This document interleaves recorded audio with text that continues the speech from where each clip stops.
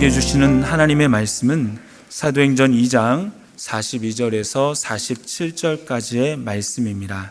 그들이 사도의 가르침을 받아 서로 교제하고 떡을 떼며 오로지 기도하기를 힘쓰니라. 사람마다 두려워하는데 사도들로 말미암아 기사와 표적이 많이 나타나니 믿는 사람이 다 함께 있어 모든 물건을 서로 통용하고 또 재산과 소유를 팔아 각 사람의 필요를 따라 나눠주며 날마다 마음을 같이하여 성전에 모이기를 힘쓰고 집에서 떡을 떼며 기쁨과 순전한 마음으로 음식을 먹고 하나님을 찬미하며 또 온 백성에게 칭송을 받으니 주께서 구원받는 사람을 날마다 더하게 하시니라. 아멘.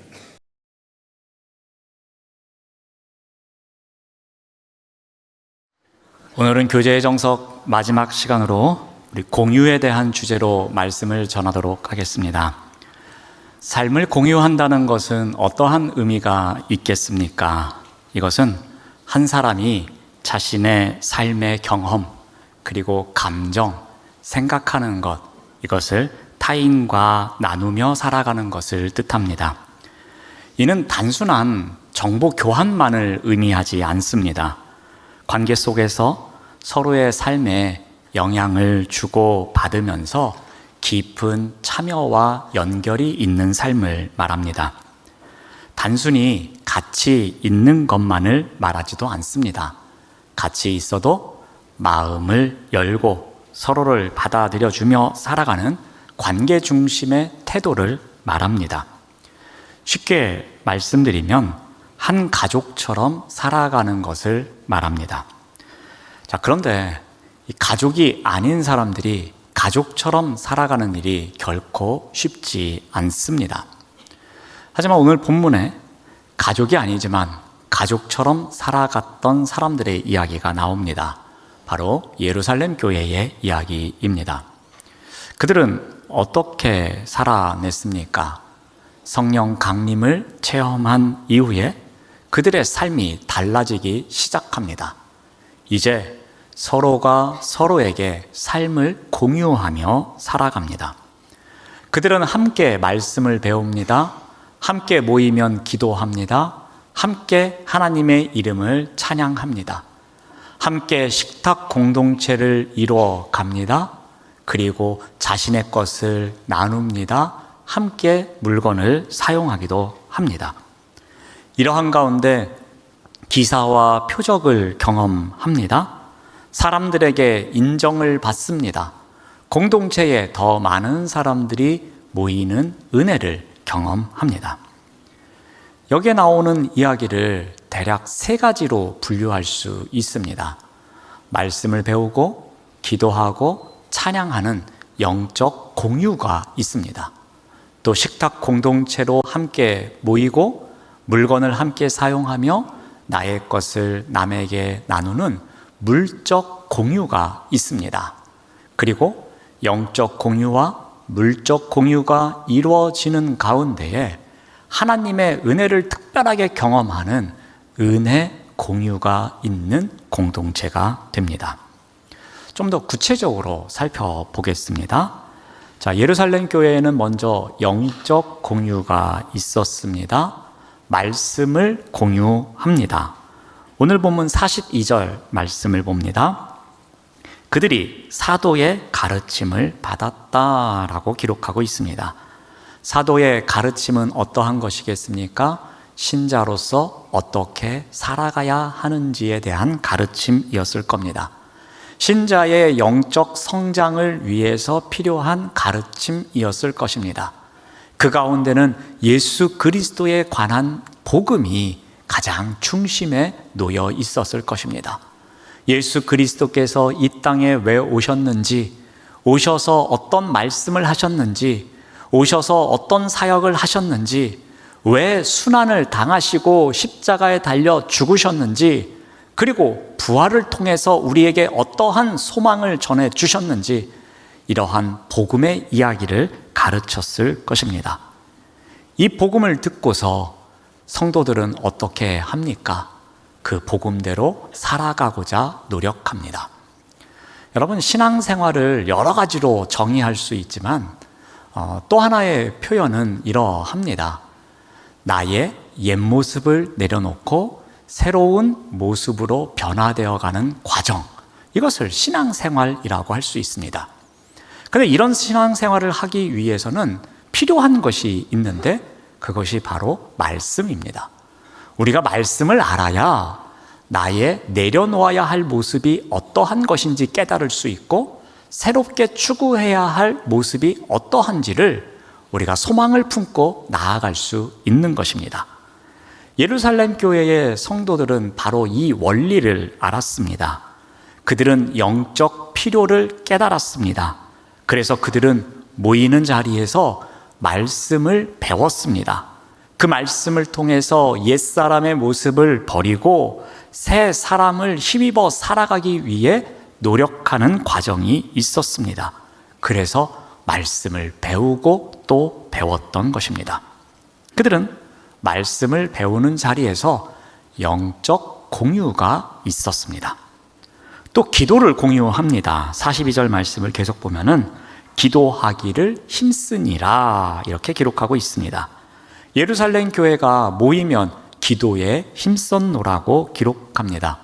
예루살렘 교회가 시작된 그 다락방에 모인 사람들, 그 사람들이 모이면 어떻게 했습니까? 우리 사도행전 1장 14절 말씀을 참고로 봅니다. 마음을 같이하여 오로지 기도에 힘쓰더라. 그들이 모이면 오로지 기도에 힘썼다고 합니다. 그런데 어떻게 기도합니까? 마음을 같이하여 기도했노라고 기록하고 있습니다.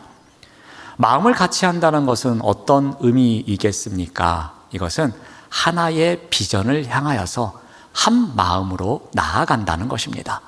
그 교회에 필요한 비전을 위해서 한 마음 한 뜻이 되어서 오로지 기도에 힘썼다는 것을 보여주고 있습니다.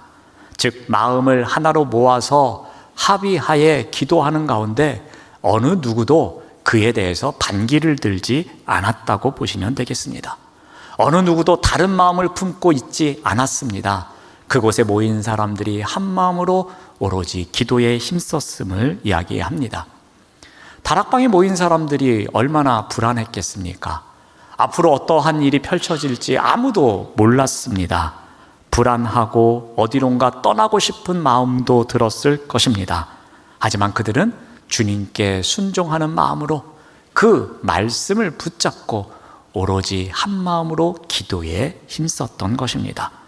바로 이러한 기도하는 자리에서 영적 공유가 있었습니다.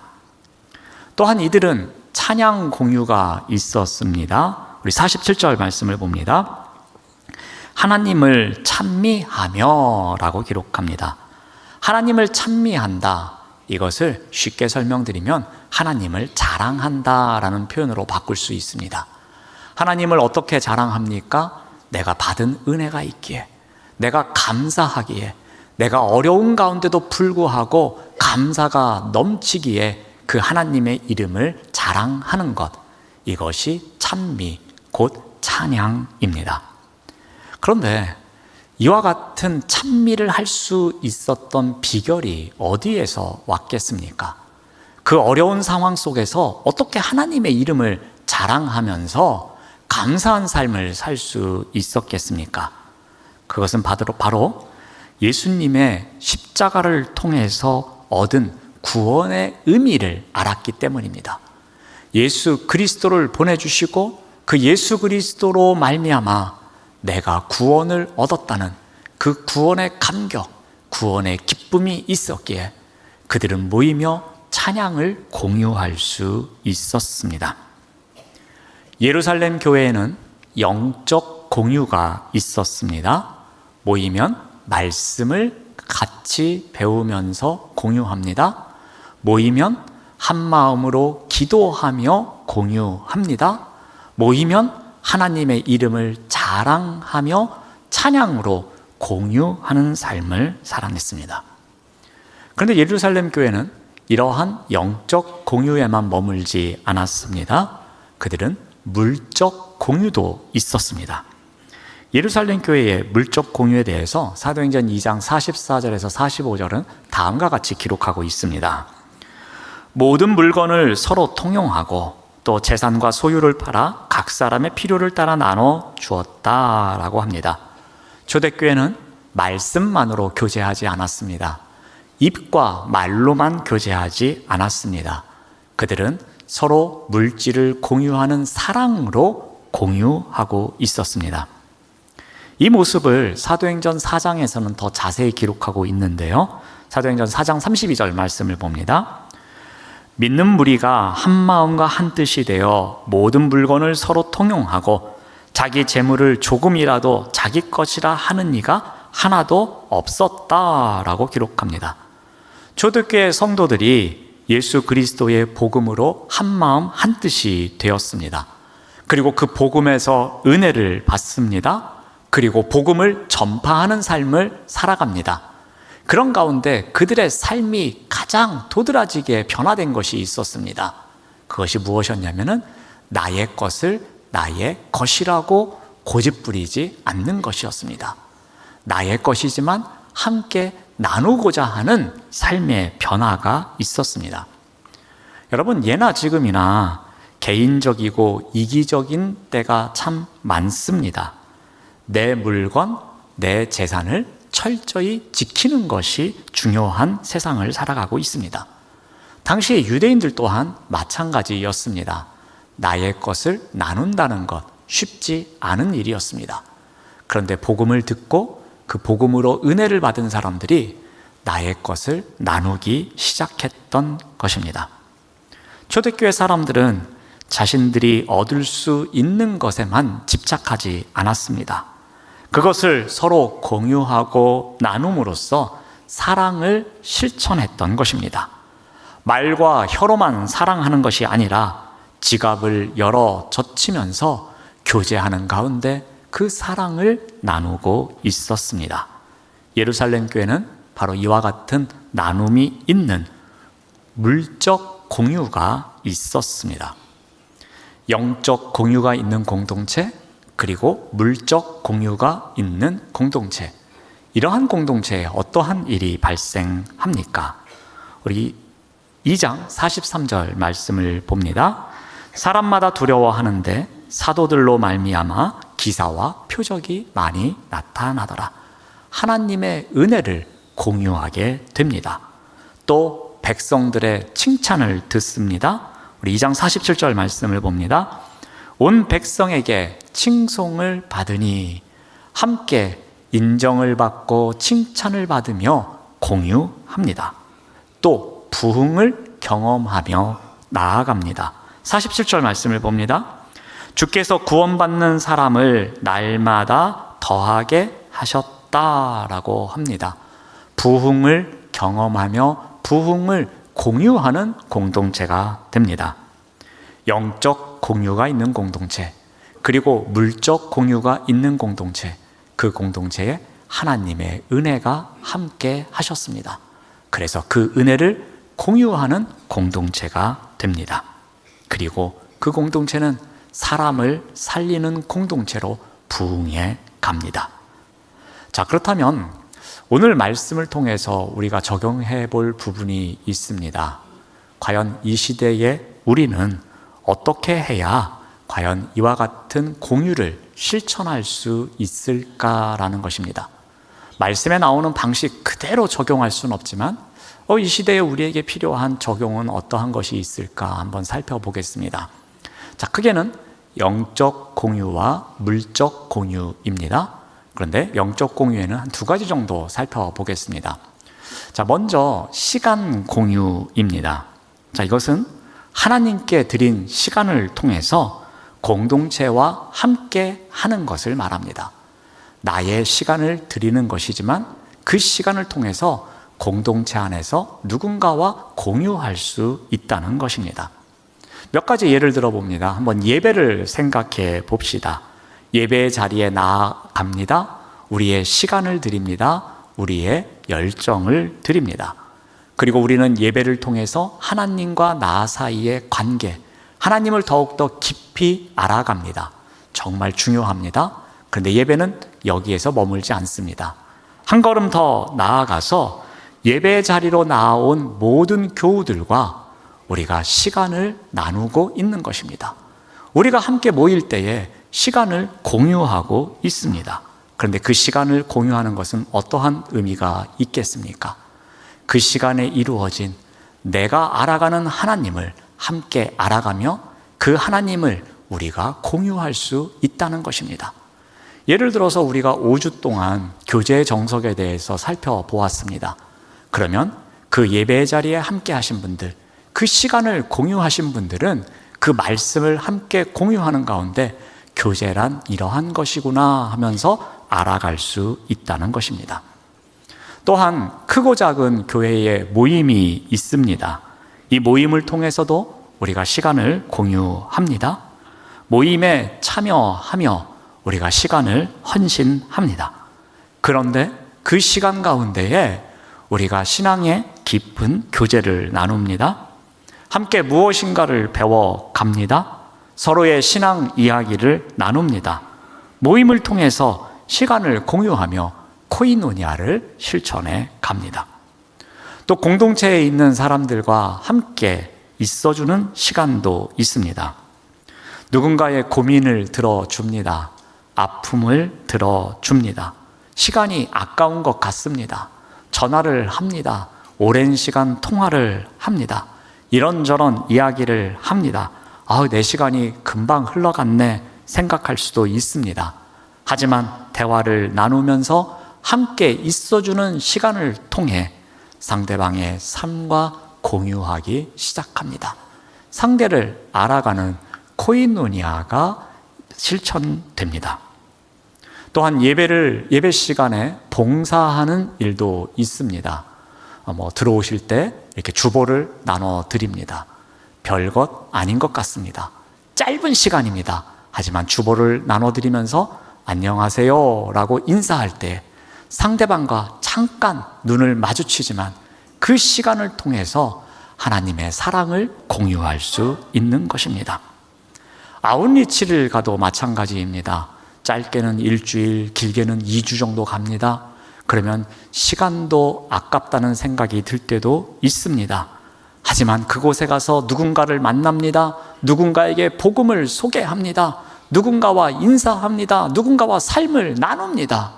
그 시간 속에서 복음을 전하고 복음을 알아가는 놀라운 역사의 시간이 나타나게 됩니다.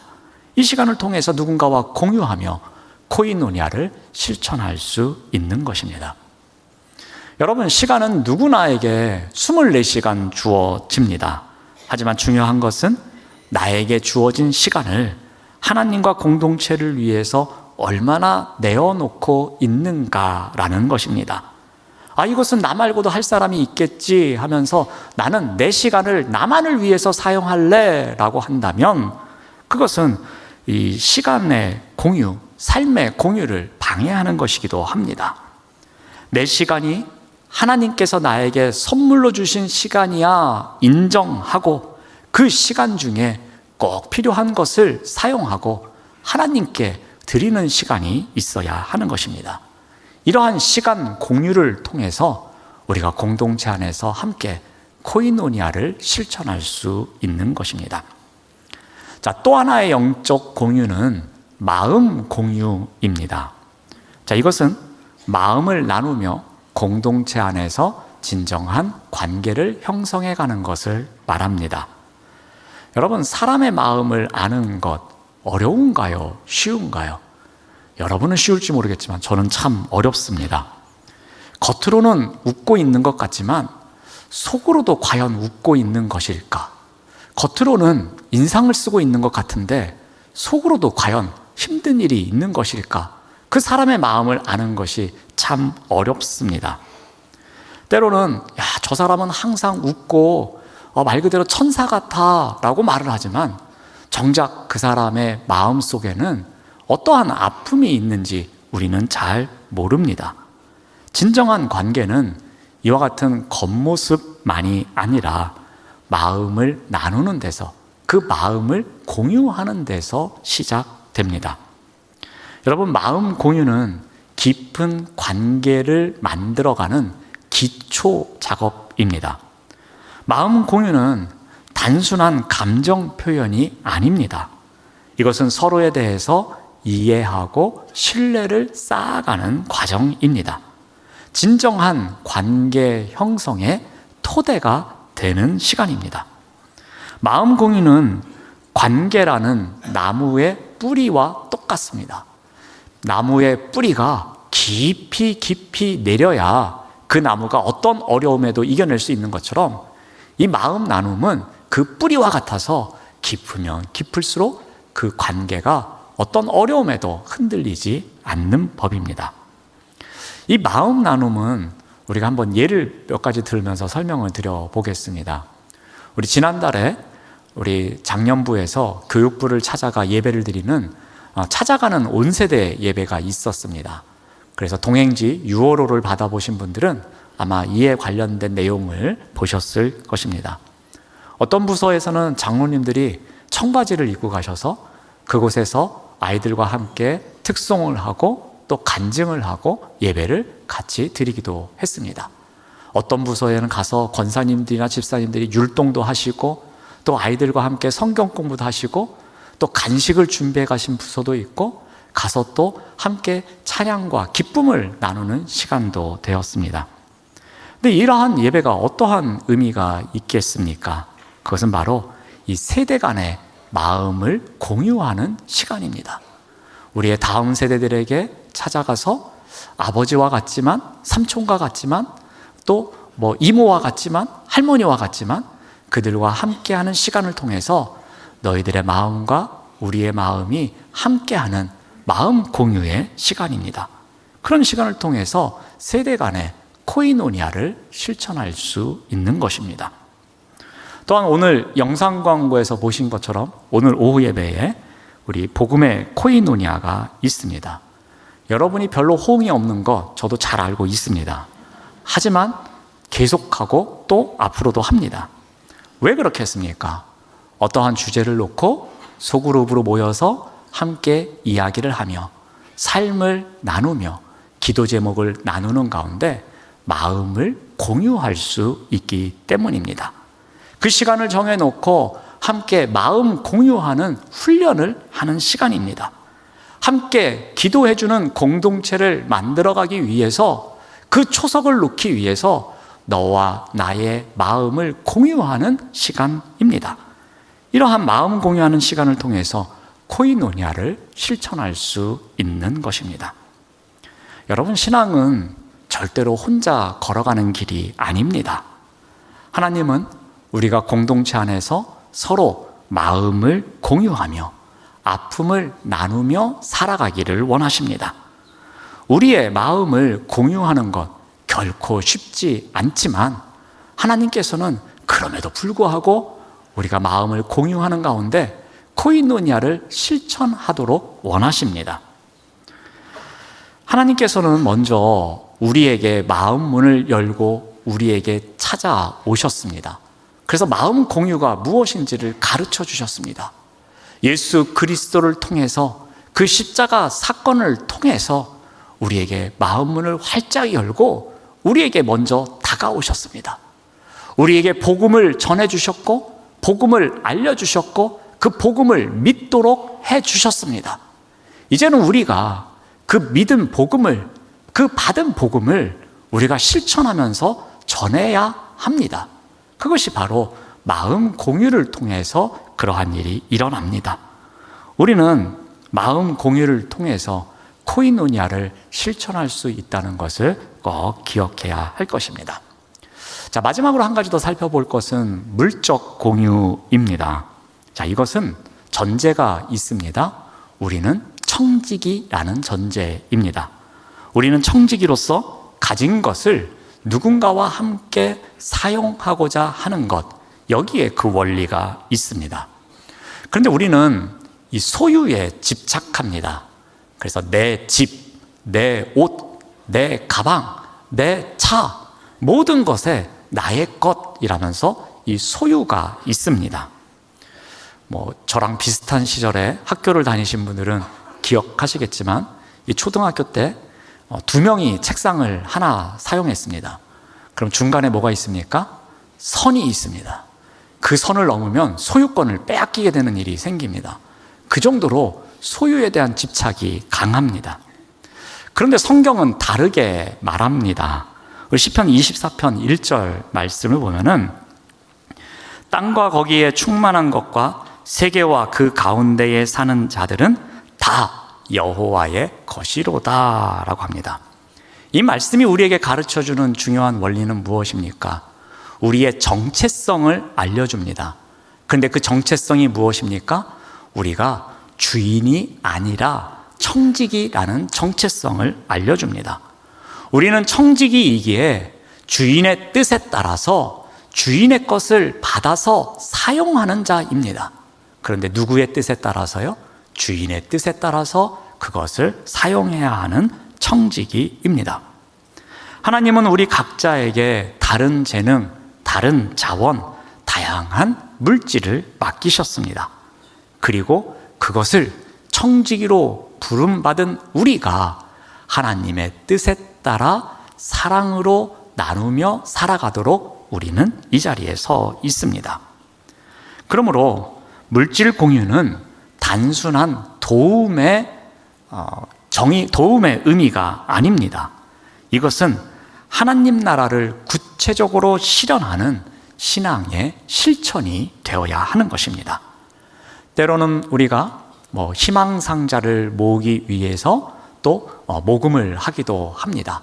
그래서 우리 주변 이웃과 나누기도 합니다. 때로는 우크라이나와 같이 전쟁이 일어난 곳에 우리가 도움의 손길을 펼치기 위해서 함께 물질을 나누기도 합니다. 때로는 얼마 전에 일어났던 산불과 같이 큰 재해가 있었던 곳에 우리의 마음을 전하기 위해서 또 물질을 모아서 보내기도 합니다. 도움이 필요한 곳에 갑작스럽게 어려움을 당한 지체를 돕기 위해서 우리 공동체 안에서 또 물질을 모아서 돕기도 합니다. 그리고 다양한 목적 헌금을 통해서 우리가 또 나눔을 하기도 합니다. 여러분, 우리는 하나님의 청지기라는 정체성이 있습니다. 하나님은 우리가 얼마나 많이 소유했는지에는 별로 관심이 없을 것 같습니다. 하나님의 관심은 우리의 소유가 얼마나 많은지가 아니라 그 소유를 어떻게 사용하는지에 더 관심이 있다고 생각됩니다. 물질을 나누는 것, 물질을 공유하는 것, 이것은 단순한 자선의 개념이 아닙니다. 이것은 하나님 앞에서 청지기가 해야 하는 책임입니다. 그리고 우리 공동체에 맡겨주신 사명이기도 합니다. 우리는 이러한 물질 공유를 통해서 코인오니아를 실천할 수 있는 것입니다. 철도원이라는 소설로 유명해진 이 아사다 지로라는 사람이 있습니다. 이 사람이 쓴 이야기 가운데 이 넛지마을 이야기라는 짧은 이야기가 있습니다. 자, 이 소설은 이 작지만 따뜻한 공동체의 힘을 감동적으로 보여줍니다. 이 넛지마을은 시골에 있는 매우 조용한 마을입니다. 그리고 그곳에는 젊은 사람들이 살지 않고 나이 든 사람들만 살고 있습니다. 그런데 이 마을은 놀라운 일이 있습니다. 혼자 살아도 혼자 살아가는 것 같지 않은 삶을 살아갑니다. 이렇게 된 데는 비결이 있습니다.